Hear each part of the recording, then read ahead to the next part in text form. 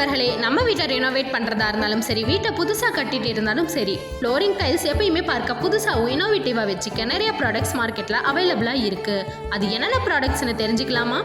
முன்னாடியெல்லாம் tiles ஒட்டுறதுக்கு cement sand கலவையை use பண்ணுவாங்க. பட் இப்போல்லாம் டைல்ஸ் அத்தியாவசியம்னு ரெடிமேடான டைல்ஸ் சிமெண்ட் கிடைக்குது.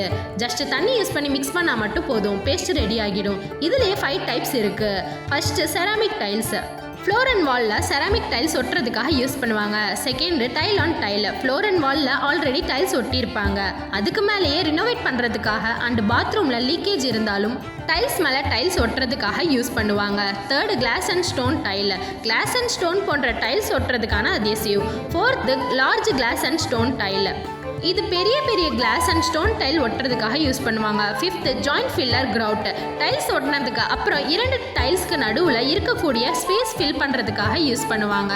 இதோட பெனிஃபிட்ஸ்னு பார்த்தீங்கன்னா ஈஸியாக ஒட்டிக்கலாம், பாண்டிங் ஸ்ட்ரென்த்தனாக இருக்கும், water resistant, flexibility, wall and floor thickness அதிகமாகாது.